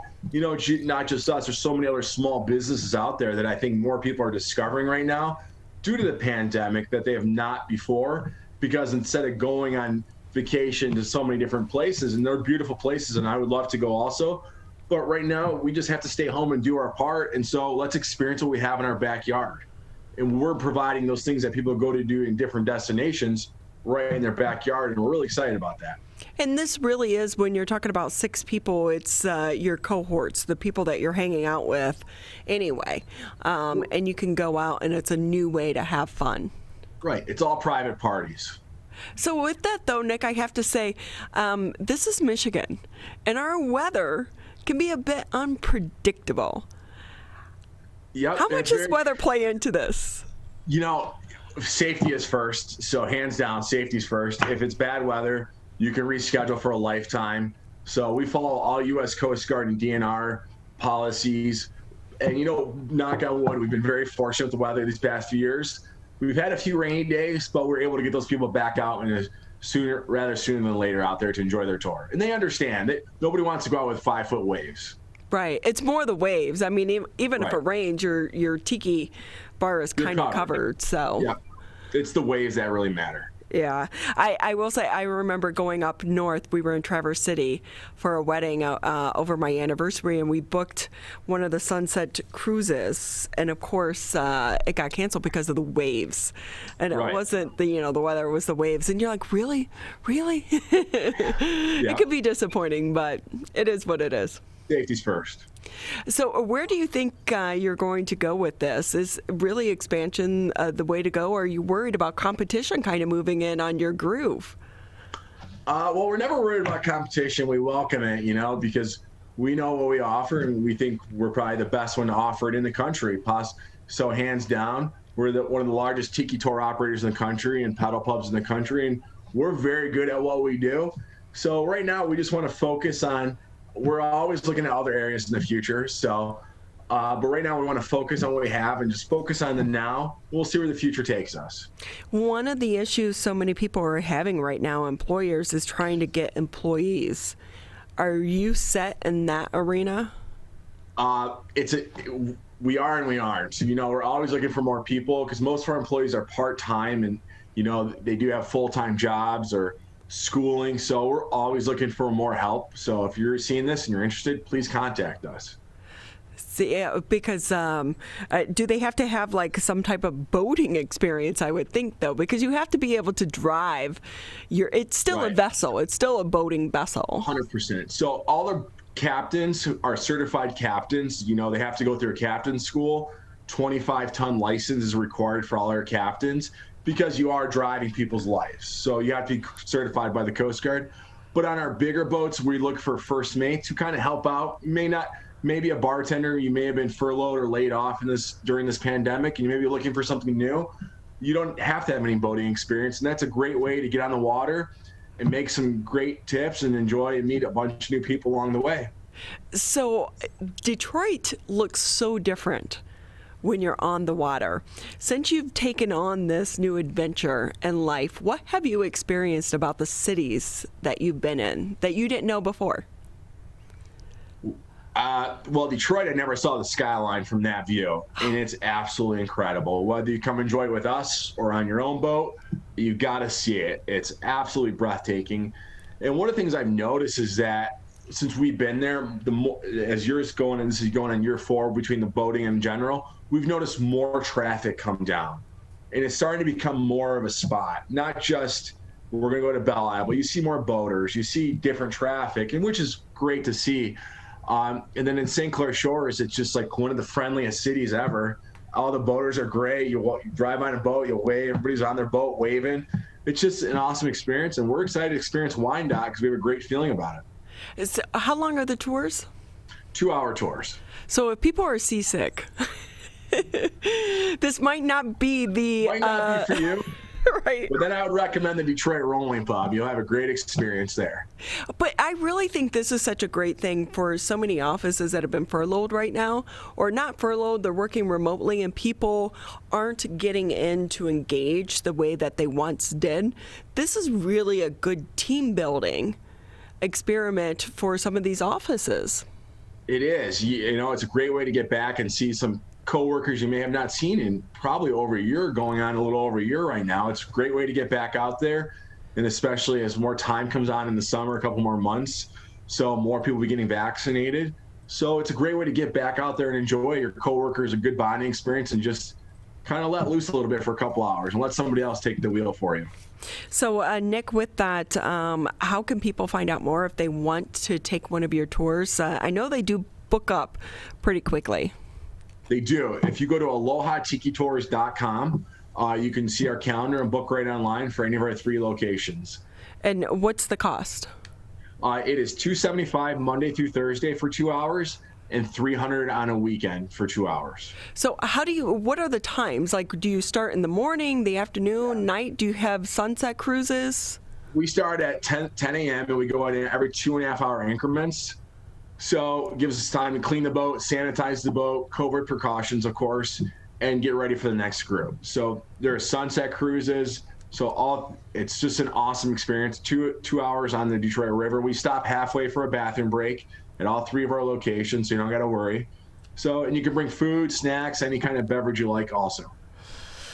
I'm absolutely down with this, Nick. You're going to see me this summer. We hope so. Let us know. So, Nick, it's been great having you with us. And again, I'm going to push you to try to expand this to someplace in Oakland County. Put you in touch with my wife. She's got to give you the okay first. We need to talk.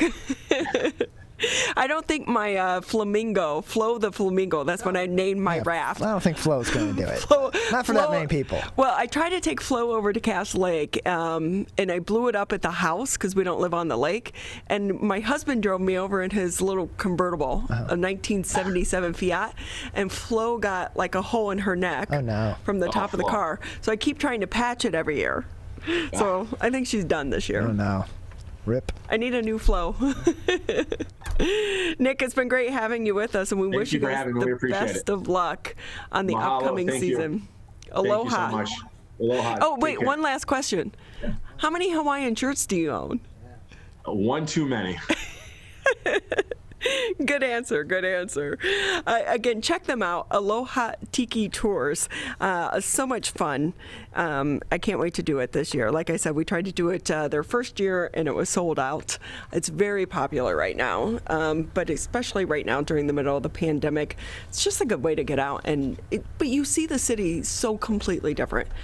Detroit looks different from the waterway. So do a favor, support a local business, and have some fun while you're at it. We're going to take a quick break here on the Megacast, and when we come back, just about 20 minutes left in the show. Boy, the 2 hours, it flies by. Really does. When we come back, we're going to be speaking with members of the Spirit of Grace Church here locally. They have something going on over there. It's called the Giving Box or the Blessing Box. How did it come about? Who started it, but also how popular it's really become throughout the pandemic. That's next on the Oakland County Megacast. Wearing a mask is more than protection. It's a bridge to better days. The path back to celebrations with family. Nights out on the town with friends. Game days with your favorite sports teams. And the thrill of live concerts. But until we can all get the COVID-19 vaccine and build community immunity, which will take time, we all need to continue to stay careful. Because Michigan's recovery is depending on you, and so are your family, friends, and neighbors. So even after you're vaccinated, wear a mask, avoid large gatherings, and social distance. One day in the near future, we will all be able to put this pandemic behind us. But until then, spread hope, not COVID. Learn more at michigan.gov/coronavirus. A message from the Michigan Department of Health and Human Services. In times like these, we have to believe in each other. And we believe that you'll do the right thing. When it comes to stopping the spread of COVID. Follow the 3 W's. Wear a mask. Wash your hands. Watch your distance. And when it's your turn to get the vaccine, take your shot. It all comes down to the golden rule. Treat others the way you want to be treated. We're so close, Michigan. We can do this together. Quitting smoking can improve your health, but it also protects your loved ones from secondhand smoke. Did you know there's no risk-free level of exposure to secondhand smoke? Smoke from cigarettes, e-cigs, and hookah can travel through ventilation systems and harm those around you. So clear the air and stop secondhand smoke. Call the Michigan Tobacco Quit Line at 1-800-784-8669. A message from the Michigan Department of Health and Human Services. I want to get back to seeing my grandbabies every Sunday and smothering them with big hugs and kisses. I want to get back to football games with my boys. I want to get back to feeling and touching, connecting with the people around me. I want to get back to family dinners and my grandma's mac and cheese. I want to get back to real grocery shopping, taking my time, walking down every aisle, smelling the tomatoes and melons, having a free sample or 2 or 3. COVID-19 has changed how we live and how we feel. But now, there are vaccines. And they are the first step that let us get back to feeling optimistic about the days ahead of us. It's okay to have questions. Is it safe? Should I get it? Should I wait? Now, get the facts. Learn more at getvaccineanswers.org so you can make an informed decision when vaccines are available to you. Brought to you by the Ad Council.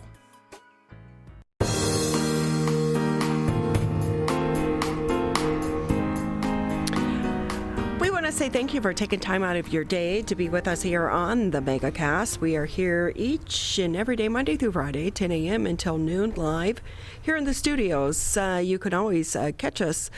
Tune us in Civic Center TV, Birmingham Area Municipal Access.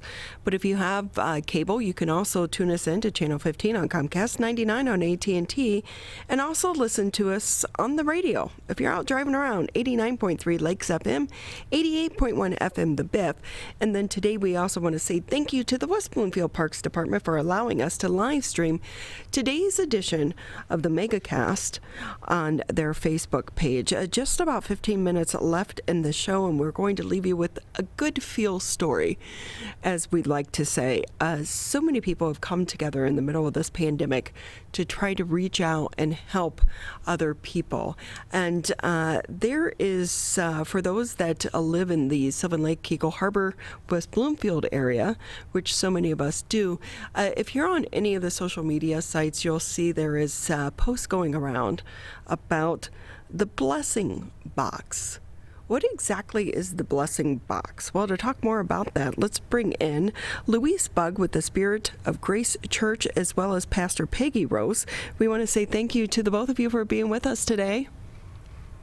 Hi, thank you for having us. Pastor, why don't we start with you? Tell us a little bit more about the Spirit of Grace Church.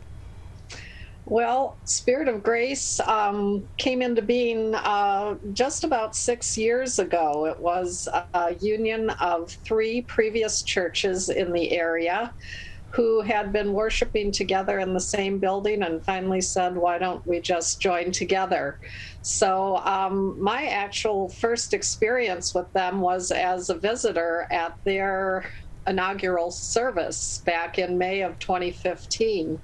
And it was just a delightful experience, just one of the most hospitable congregations I've ever met. So it really does seem like it's a community church. It is, absolutely, yes. They very much live out the gospel of being one and sharing and loving one another.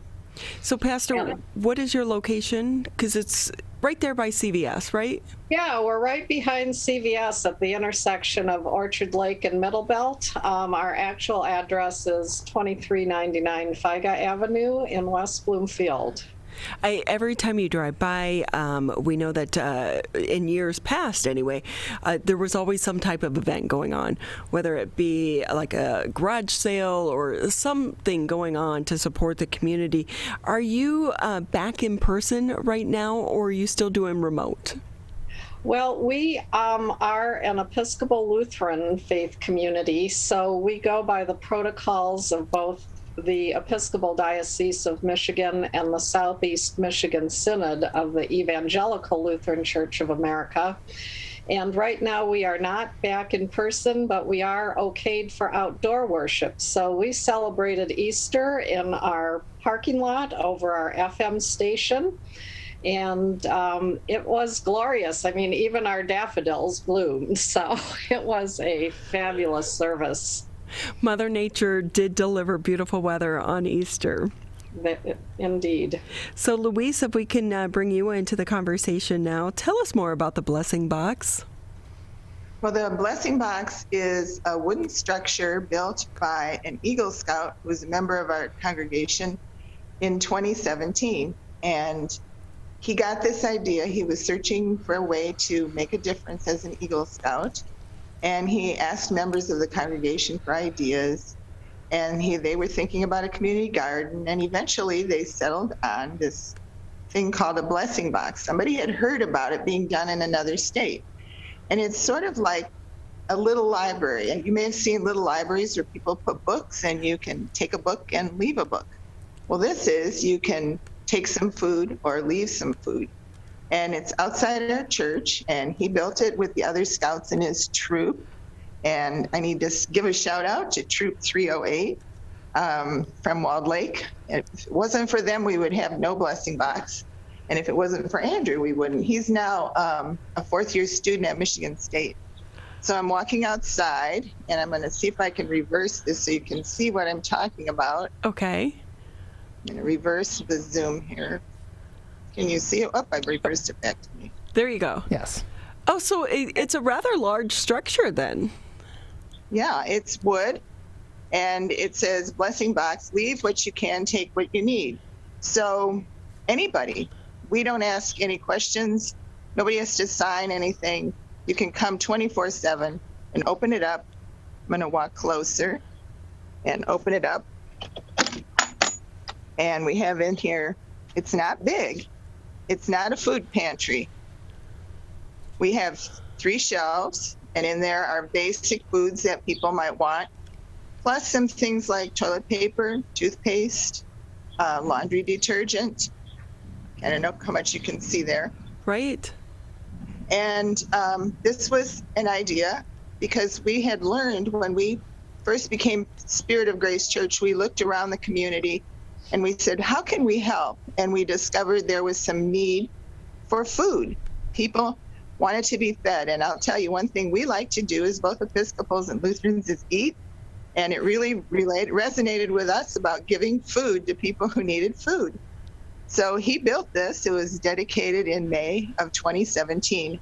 And it was kind of low profile. And we were trying to keep it stocked. More and more people were finding out about it. And so initially, we didn't have as much use. We have a kind of a partnership with the schools, West Bloomfield schools. So we have in that partnership, we have a bus stop in our parking lot, and the bus stop, I'm trying to reverse this back so I can talk to you better. There you go. There you are. Oh, I went back. There it goes again. It's so well stocked, though. It is. I am so surprised that it is so well stocked right now. Well, this morning I came and filled it up because it had been, some things had been depleted in it, and I wanted you to get an idea of the kind of things that are in it. But anyway, we have a bus stop here for the schools, and so this is for schools of choice, and parents come or guardians come and pick up their children, and they can stop and get some food at the same time where they're here getting their kids, or they can walk here and get food, and so this has been going on since 2017, and along came the pandemic. And it really had an impact on us because suddenly the church building was closed, and we were all told we needed to stay home and quarantine.